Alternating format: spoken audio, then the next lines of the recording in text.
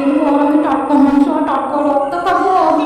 এই যে না, আমি কি করবো? রাক্ষসী আমার মেয়েটাকে তো ধরে নিয়ে যাচ্ছে। এই রাক্ষসী, ছাড় বলছি, না হলে তোর আগুন দিয়ে না ভস্ম করে দেবো। তো বন্ধুরা, এটা তো আমাদের অনুরানীদের ঘর। আর অনুরানী দেখো মায়ের সাথে তো রাত্রেবেলায় ঘুমো ঘুমো করছে। আর এদিকে যখন রাত 12টার পর অনুরানীদের বাড়িতে একটা বিকট আওয়াজ, উপর থেকে আস্তে আস্তে ভেসে ভেসে যেন একটা রাক্ষসী এসে অনুদের বাড়িতে এসে নামলো। মানুষের গন্ধ পাও। অনেকদিন হয়ে গেছে একটা বাচ্চা খাইনি, তাজা তাজা বাচ্চা খাইনি। একটু রক্ত খাবো, বাচ্চার রক্ত খাবো, তাজা তাজা মাংস খাবো। এই বাড়িতে তো একটা বাচ্চার গন্ধ পাচ্ছি আমি। এতদিন ধরে আমি কোথায় পচা বিড়াল কুকুরকে আমার জিমের স্বাদ নষ্ট হয়ে গেছে। অনেকদিন পর একটা বাচ্চা খাবো, ভারী মজা হচ্ছে, ভারী মজা হচ্ছে। এদিকে তো নয়, এই তো ঘরের দিক থেকে তো গন্ধ না আসছে। কি মিষ্টি গন্ধ, গন্ধ শুকে তো লোভ সামলানোই যাচ্ছে না। চল ঘরের দিকে গিয়ে দেখি কোন বাচ্চা শুয়ে আছে। আর বন্ধুরা, দেখতে দেখতেই তো রাক্ষসীটা তো অন্যদের ঘরের মধ্যে ঢুকে গেল। তাই বলি, এত গন্ধ কেন পাচ্ছিলাম? কত সুন্দর বাচ্চা, এ তো কবলো কবলো একটা কচি বাচ্চা। এটাকে খেলেই তো আমার পেট ভরে যাবে। ওই দেখি একটু ভালো করে কাছের থেকে গিয়ে দেখি। কি সুন্দর বাচ্চা গো। কি করছো? এই বাবা, আমার চুল ধরে টানছো কেন? আমার লাগছে, ছাড়ো। আরে এই বাচ্চা তো মনে হচ্ছে এখনো ঘুমায়নি। জেগে গেলে তো হবে না, তাহলে তো সর্বনাশ হয়ে যাবে। আমার রাতের আহার তো আর খাওয়া হবে না। কি করি কি করি কি করি?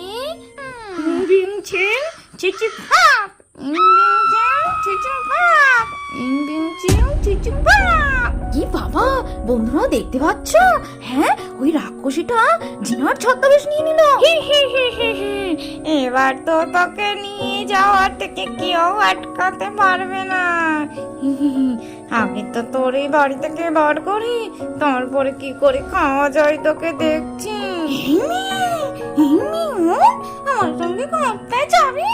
বাবা, এরকম করে কথা বললে তো হবে না। আমার গলা শুনলে তো বুঝতে পেরে যাবে, আমি তো ধরা পড়ে যাব। কি জানো নাম? নাম তো জানি না, কি বলে ডাকবো আমি?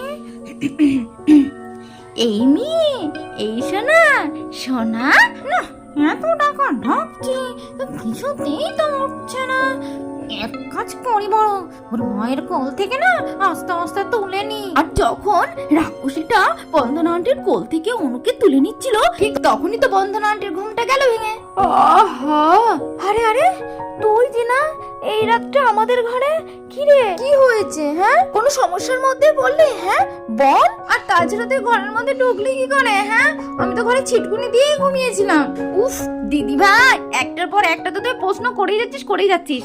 আরে বাবা, তোর ঘরে দরজাটা তো খোলাই ছিল, না হলে আমি কি করে ঢুকলাম? হ্যাঁ কি রে, কি বলছিস? আমি কোনোদিনই তো ঘরের ছিটকুনি না দিয়ে ঘুমাই না, আজকে কেমন করে না দিয়ে ঘুমিয়ে পড়লাম? কি জানি বাবা, দরজা খোলা ছিল, যদি চোর টোর ঢুকে আমার ঘরে সবকিছু চুরি করে নিয়ে যেত, হ্যাঁ কি সর্বনষ্ট নয় হতো গো। ওহো, আচ্ছা ঠিক আছে, কি বলবি বল, কি করতে এসেছিস ঘরে? আমার খুব ঘুম পাচ্ছে। আরে তেমন কিছু না রে দিদি ভাই, আরে একা একা আমার ঘরে তো কিছুতেই ঘুম আসছে না, আর ভয়ও লাগছে, গাটা কেমন কেমন করছে জানি। তাই ভাবলাম অনুকে নিয়ে যাই, দুজনে থাকবো গানি। তুই ঘুমা না ঘুমা, আমি অনুকে নিয়ে যাই আমার ঘরে।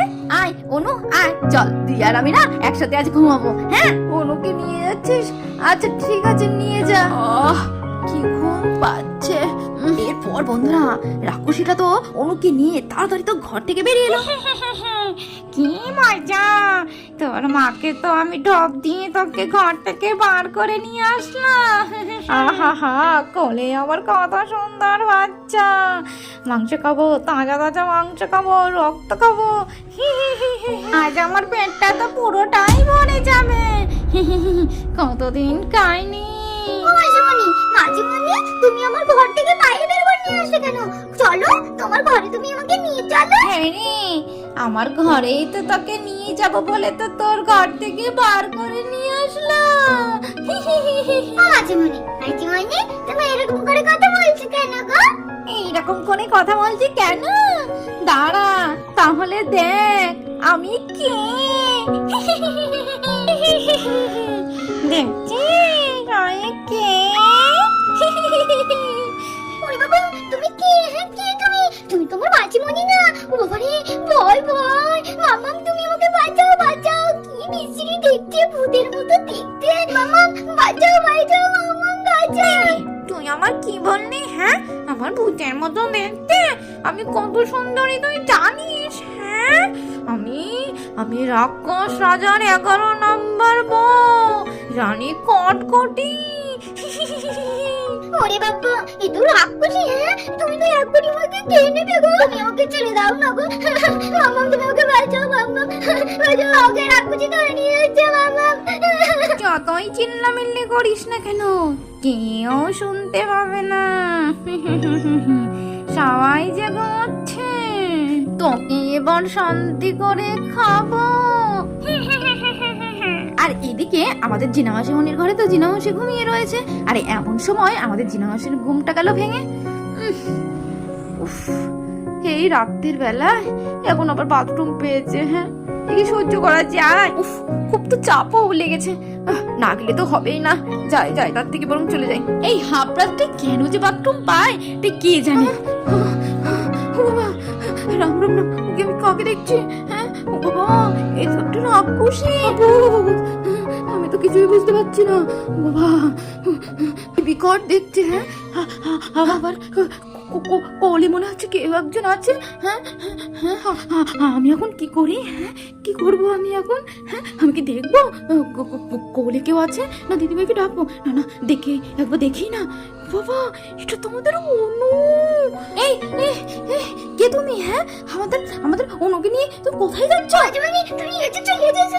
দেখো না, রাক্ষসী আমাকে ধরে নিয়ে যাচ্ছে। আমাকে খাবে বলে আমাকে ধরে নিয়ে যাচ্ছে। বাঁচাও মাঝিমণি, বাঁচাও। বাবা, হ্যাঁ, বাড়ির লোক তো উঠে গেছে। আর তো এখানে এক মুহূর্তে থাকা যাবে না। যাই বাবা, তাড়াতাড়ি করে নিয়ে যাও। এই শয়তান, রাক্ষসী, ভূত, পেতনি। হ্যাঁ, তুই ছাড় বলছি, ছাড়। আমাদের অঙ্কে তুই নিয়ে যাচ্ছিস, তোর সাহস হয় কি করে? না, এইভাবে দাঁড়িয়ে থাকলে হবে না। কিছু একটা করতে হবে। দিদিভাইকে ডাকতে হবে। দিদিভাই, এই দিদিভাই, দিদিভাই, এই দিদিভাই, এখনো ঘুমাচ্ছিস? শিগগিরি ওঠ, ওঠ, বাইরে দেখ কি হচ্ছে। কি সর্বনষ্ট না হয়ে গেল আমাদের। শিগগিরি ওঠ তুই। আহা, কি হয়েছেটা কিছু না, আবার কেন বিরক্ত করছিস তুই? দিদি ভাই, বাইরে না একটা বড় রাক্ষস এসেছে, আমাদের অনুকে না ধরে নিয়ে যাচ্ছে। আরে তুই শিগগিরি ওঠ, চল। আরে বাবা, ঘুমের চোখে কি উল্টো পাল্টা বকছিস বলতো তুই? আরে অনুকে রাক্ষসে কি করে নিয়ে যাবে? হ্যাঁ, আরে খানিক্ষণ আগে এসে তো তুই অনুকে নিয়ে গেলি। আরে দিদি ভাই, তোর মাথাটা ঠিক আছে? আরে কখন এসে আমি অনুকে নিয়ে গেলাম? আমি তো এখনই আসলাম তোর কাছে। এত ছটফট করছিস কেন? হ্যাঁ, এত ছটফট করে কোনো লাভ নেই। আরে চল চল, তাড়াতাড়ি করে তোকে নিয়ে যায়, না হলে ওই কেজেরটা দেখে ফেললো না, ও তো বাড়ি সব লোককে নিয়ে আসবে। তার আগে তোকে এখান থেকে নিয়ে আমাকে পালাতে হবে। হ্যাঁ, কি অনর্থ হচ্ছে? হ্যাঁ, এইসব কি সর্বনাশী কাণ্ড। হ্যাঁ, তুই আসিস নি? আরে তাহলে আমার ঘরে কে আসলো? হ্যাঁ, তুই তো এসে বললে যে দিদি ভাই, আমি একা না শুতে পাচ্ছি না, আমার না খুব কেমন কেমন লাগছে, আমি একটু অনুকে নিয়ে যাই, তাহলে না আমার ভালো লাগবে। আরে সেই কথা বলেই তো তুই আমার কাছ থেকে অনুকে নিয়ে গেলি না। আমার কেমন কেমন না একটা খটকা লাগলো যে আমি তো ঘরে সিটকুনি দিয়েই শুয়েছিলাম, কিন্তু আমার ঘরে খুলে তুই কিভাবে ঢুকলি? তা বাদেও যে মেয়েটা কখনো কোনোদিন আজ পর্যন্ত কোনো ভয় পায় না, তার গা কিনা আজকে চমচম করছে। হ্যাঁ, এই ভেবেই তো আমি তোর কাছে ওকে পাঠিয়ে দিলাম। আমি তখনও বুঝতে পারিনি, তখন যদি আটকাতাম তাহলে এই সর্বনাশটা আর ঘটতো না। বুঝতে পেরেছি, তার মানে না ওই রাক্ষসীটা না ছদ্মবেশ ধরেছিল আমার, বুঝলি তো? আরে দিদি ভাই, এখানে বসে থেকে কোনো লাভ নেই। আরে চল চল, এসব কথাবার্তা না পরে বলবি, তুই আগে শিগগিরই চল। আরে দেখি আমাদের অনুকে নিয়ে কত দূর চললো। হ্যাঁ, ঠিক বলেছিস, চল চল চল। ওই দেখ দেখ, দেখছিস দিদি ভাই, দেখছিস? ওই দেখ, ওই রাক্ষসীটা আমাদের অনুকে নিয়ে চলে যাচ্ছে। আর কিছু একটা করে আটকাতে হবে। এইছি না, আমি কি দেখছি রে? কি দেখছি? আমার একটা মাত্র মেয়েকে নিয়ে চলে যাচ্ছে। কি সর্বনাশ। হ্যাঁ, এইছি না, চল চল চল, এখনো না বেশি দূর যেতে পারিনি। চল, আমাদেরকে বাঁচাতেই হবে। অনুকে যেতে দিলে কিছুতেই চলবে না। চল চল, ধর ধর। এদিকে আমাদের রাক্ষসী তো আস্তে আস্তে আকাশের দিকে উঠতে লাগলো। আর এমন সময় আমাদের জিনা আর বন্ধনা আন্টি তো রাক্ষসটার পা চেপে ধরলো। এই কে রে আমাকে চেপে ধরেছিস? হ্যাঁ তোর এত বড় সাহস? হ্যাঁ আমাকে ধরেছিস? আমাকে? আমি ঠিক বুঝতে পেরেছি, ওই মেয়েটা দেখে গেল না, ঠিক ওইটাই গন্ডগোল করেছে, ঠিক অনেকজনকে ডেকে নিয়ে এসে আমাকে ধরেছে। আমি কে জানিস তো?